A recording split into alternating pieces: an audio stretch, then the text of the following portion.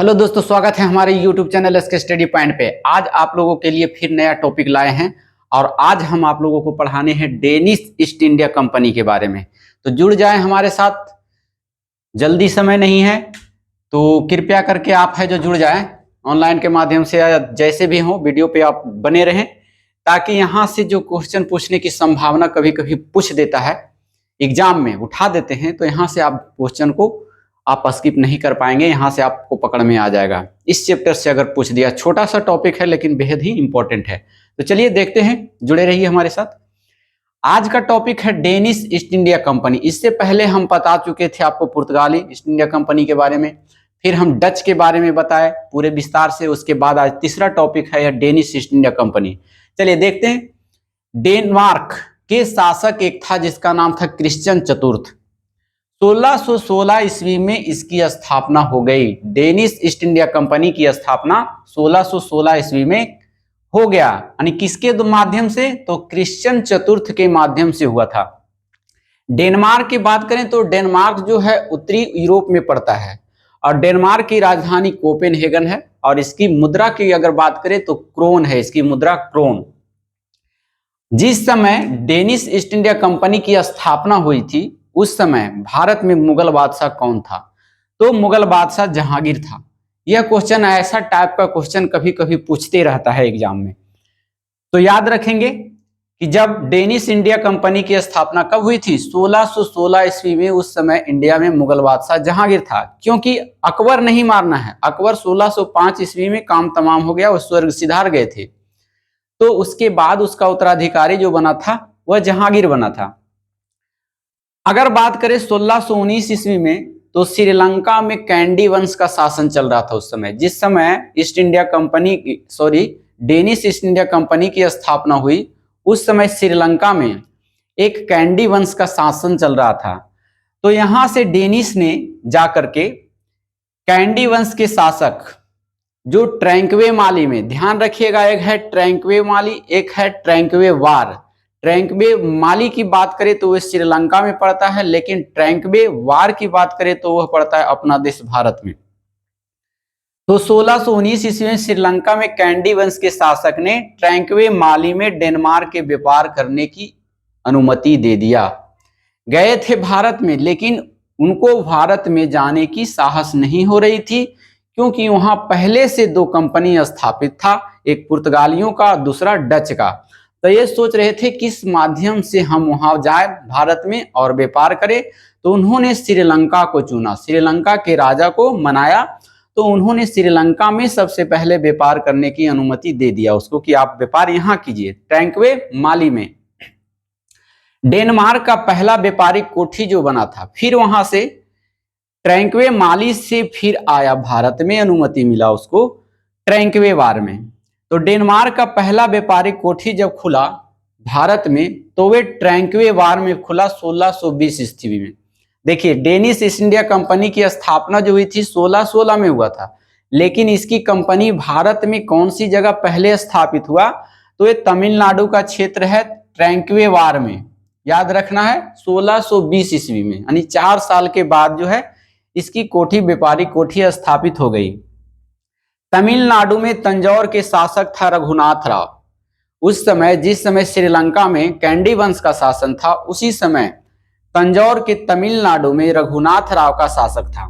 तो रघुनाथ राव से संपर्क साधने के बाद ईस्ट इंडिया कंपनी या डेनिश लोग जो थे रघुनाथ राव से कंसल्ट किए और उन्हें व्यापार करने की अनुमति मनवा ली।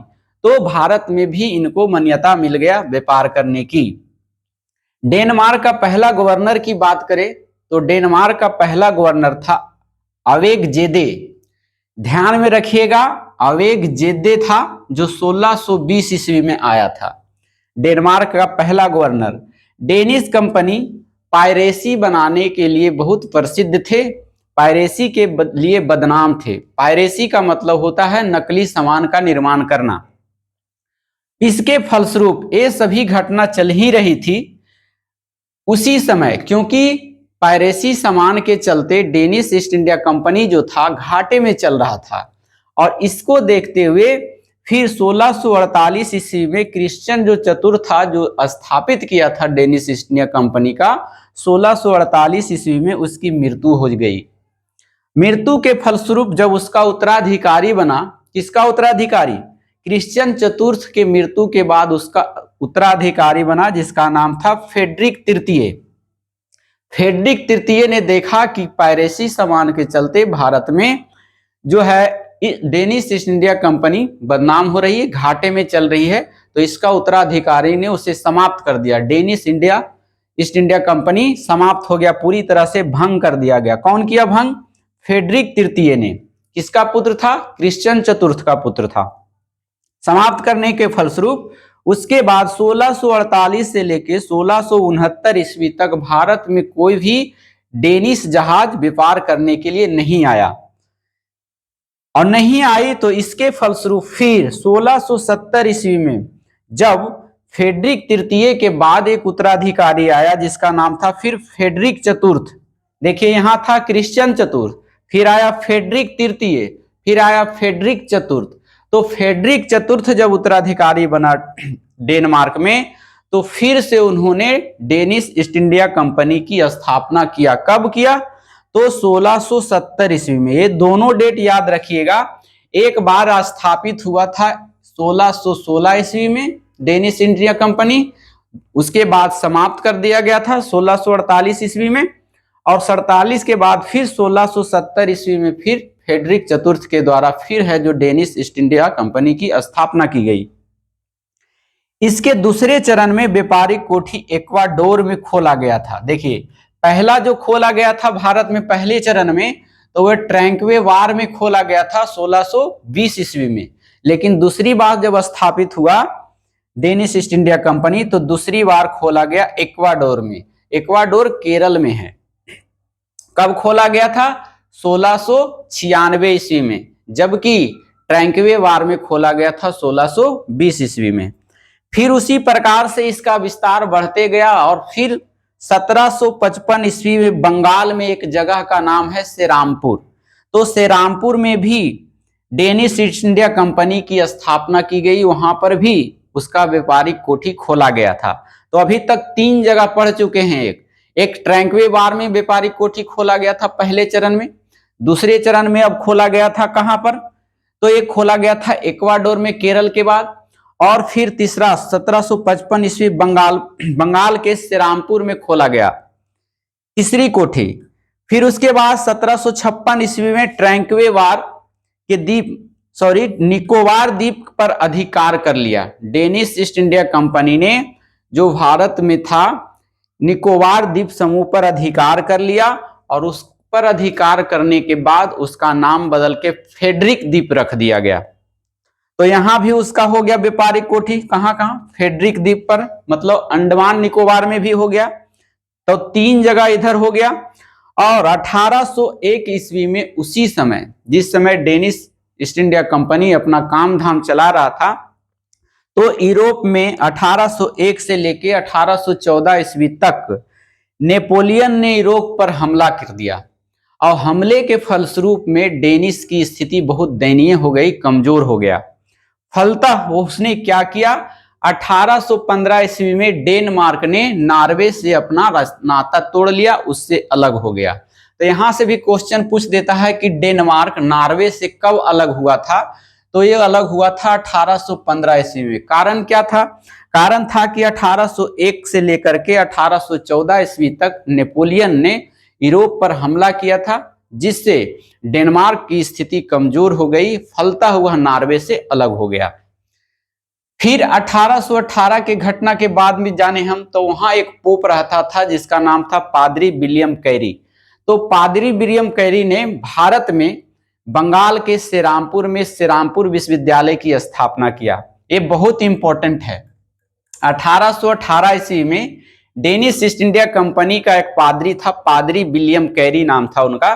तो सेरामपुर में सेरामपुर विश्वविद्यालय की स्थापना किया। अब सेरामपुर कहाँ है? पश्चिम बंगाल में है, और जिसकी डिग्री डेनमार्क से मिलती थी। देखिए एग्जाम जो होता था पश्चिम बंगाल में होता था सेरामपुर में, जो भी उस यूनिवर्सिटी में पढ़ा करते थे, तो परीक्षा देने के बाद पास होते थे, तो पास तो होते थे बंगाल में, लेकिन उसका सर्टिफिकेट बन करके आता था कहां से? डेनमार्क से आता था बन करके। तो ये बहुत इंपॉर्टेंट है कि भारत में कौन सा ऐसा विश्वविद्यालय था जिसकी एग्जाम भारत में होती थी बट उसका जो सर्टिफिकेट बनकर विदेशों से आता था, तो वो हो जाएगा डेनमार्क। तो इसे याद रखना बहुत जरूरी है क्योंकि ऐसा क्वेश्चन पूछ देता है कभी। जब डेनमार्क कमजोर हो गई, उसकी स्थिति कमजोर होने लगी, तो भारत में स्थिति उसकी साम्राज्य घटने लगी।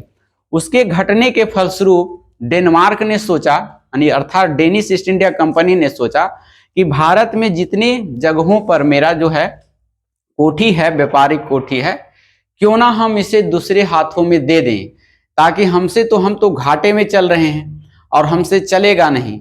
इसलिए इन्होंने प्लान किया कि जिस स्थान पर हमारे कोठी है उसको हम बेच देंगे। किसके साथ बेच देंगे? तो तय हुआ कि हम अंग्रेजों को दे देंगे। भारत में साम्राज्य जिस पर अधिकार डेनिश ईस्ट इंडिया कंपनी का था, वह जो है अपना जो है व्यापारिक केंद्र बेचना शुरू कर दिया अंग्रेजों के यहाँ। तो वही 1839 ईस्वी में जो बंगाल में श्रीरामपुर था उसको अंग्रेजों के हाथों बेच दिया। फिर 1845 ईस्वी में जो तमिलनाडु के क्षेत्र में व्यापारिक कोठी था ट्रैंक्वेवार, उसे भी अंग्रेजों के हाथों में बेच दिया। दो को बेच दिया, 1839 और 1845 ईस्वी में। एक और था 1869 ईस्वी में निकोबार, जो अंडमान निकोबार में है, तो निकोबार को भी अंग्रेजों के हाथों बेच दिया। ये तीन व्यापारिक केंद्र जो है उनका बेच दिया गया। कहाँ बेच दिया गया? किनके यहाँ बेच दिया? तो अंग्रेजों के यहाँ बेच गया। इसका समाप्त हो गया कहानी। किसका? Danish east India company. अब है इनके अधिकार क्षेत्र पर अधिकार हो गया अंग्रेजों को, वह अंग्रेज उसे पैसा देकर उसके साम्राज्य अपने में मिला लिया। तो यहां तक आपको क्लियर हो गया होगा। अब एक अंत में क्वेश्चन है कि डेनिश कंपनी का अंतिम गवर्नर कौन था? तो अंतिम गवर्नर है, देख लिए, पेदेर हैंसेन। इसको याद रखिएगा, पेदेर हैंसेन। पहला जो गवर्नर था अवेग जेद्दे था, जो 1620 ईस्वी में आया था, और अंतिम जाने वाला गवर्नर जो था डेनिश ईस्ट इंडिया कंपनी का, वह पेदेर हैंसेन था। तो आशा करते हैं कि ये छोटा सा टॉपिक आपको समझ में आ गया होगा। फिर से एक बार रिकॉल कर लेते हैं, उसके बाद हम इसके व्यापारिक कोठी को मैप पर दिखाएंगे। Danish east India company Denmark के शासक जो था क्रिश्चियन चतुर्थ के समय में 1616 ईस्वी में स्थापना किया गया था। किसने किया था? क्रिश्चियन चतुर्थ ने। उस समय मुगल बादशाह कौन था? जहांगीर था। 1619 में श्रीलंका में कैंडी वंश का शासन चल रहा था और कैंडी वंश के शासक ने ट्रैंक्वे माली में डेनमार्क को व्यापार करने के लिए अनुमति दे दिया। डेनमार्क का पहला व्यापारिक कोठी कहाँ खोला गया था? तो वह भारत में खोला गया था ट्रैंक्वेवार में, जो तमिलनाडु में है। कब खोला गया था? 1620 ईस्वी में खोला गया। तमिलनाडु के तंजौर के शासक जो था रघुनाथ राव ने तमिलनाडु के ट्रैंक्वेवार में उसे व्यापारिक कोठी स्थापित करने की अनुमति दी थी। डेनमार्क का पहला गवर्नर कौन था? अवेग जेद्दे था, 1620 ईस्वी में बना था। और डेनिश कंपनी किसके लिए प्रसिद्ध थी? पायरेसी सामान बनाने के लिए एक्सपर्ट थी, मतलब नकली सामान ज्यादा बनाते थे, जिसके कारण से उसकी कंपनी हमेशा घाटे में चलती रहती थी। 1648 ईस्वी में क्रिश्चियन चतुर्थ की डेथ हो गया, मृत्यु हो गया, और इसका उत्तराधिकारी उसका पुत्र फेडरिक तृतीय ने बना, और उसके बनने के फलस्वरूप डेनिश ईस्ट इंडिया कंपनी को एंड कर दिया, समाप्त कर दिया। 1648 से लेकर 1669 तक कोई भी भारत में डेनिश ईस्ट इंडिया कंपनी का कोई भी जहाज बेड़ा नहीं आया। फलतः 1670 ईस्वी में फिर फेडरिक तृतीय के उत्तराधिकारी फेडरिक चतुर्थ ने दूसरी बार पुनः डेनिश ईस्ट इंडिया कंपनी की स्थापना किया। दो बार हो गया स्थापना, एगो 1616 में, 1670 में। और इस बार जो है दूसरे चरण में जो है व्यापारिक कोठी भारत में इक्वाडोर में खोला गया, जो केरल में है। कब खोला गया? तो 1696 ईस्वी में।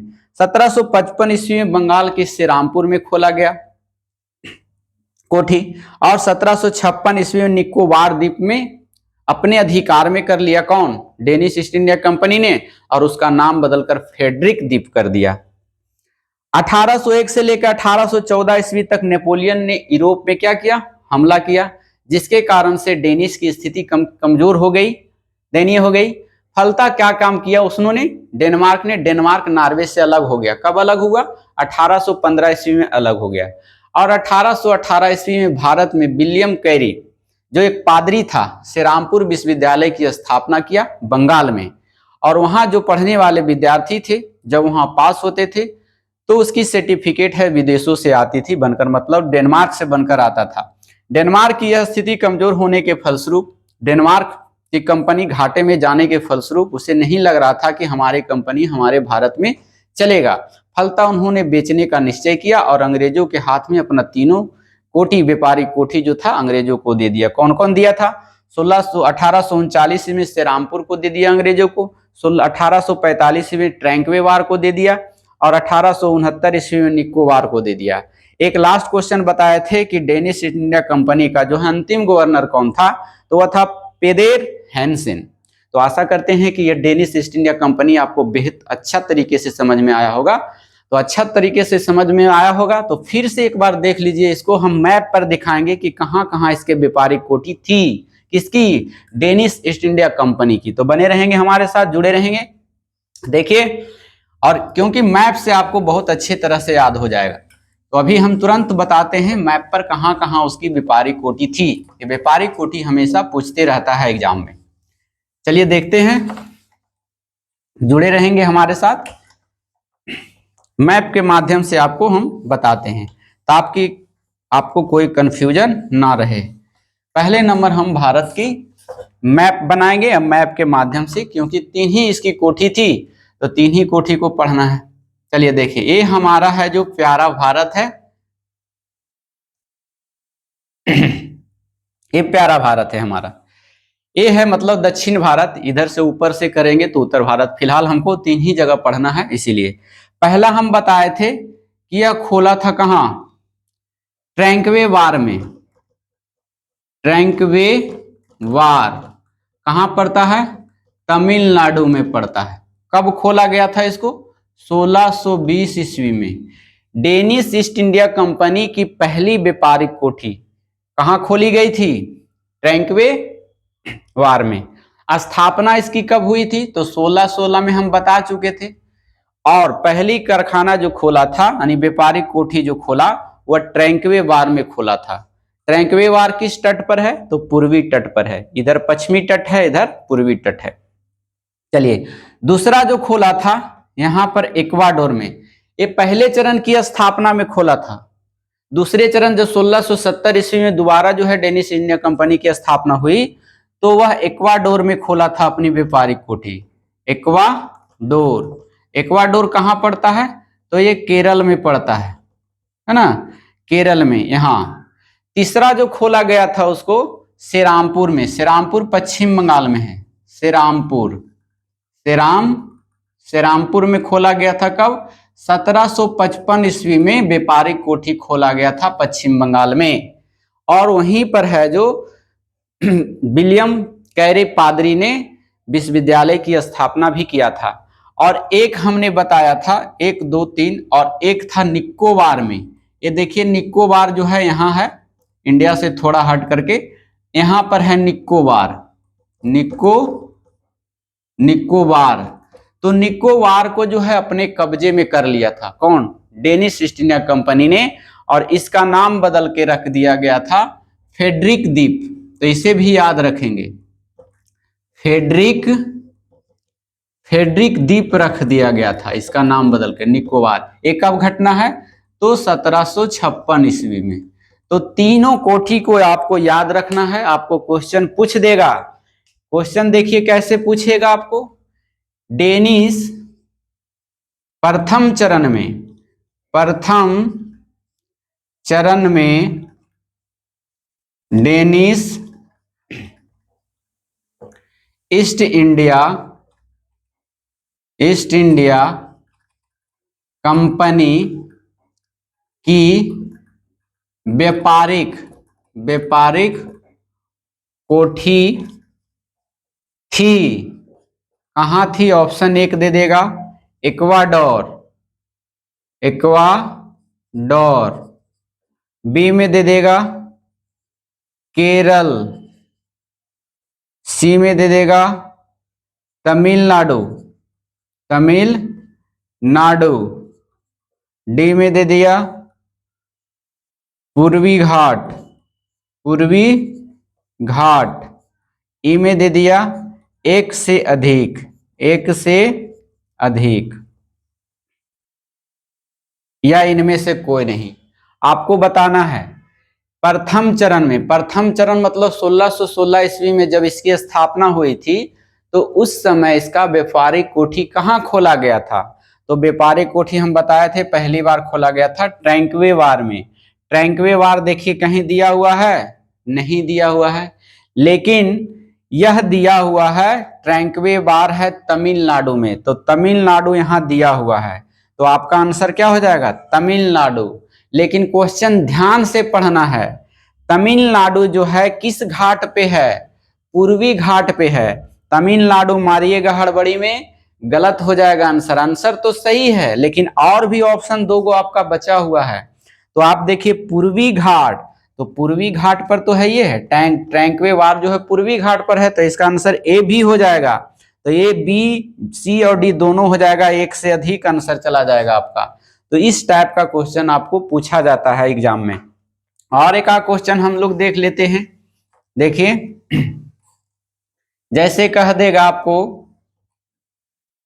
दूसरे चरण में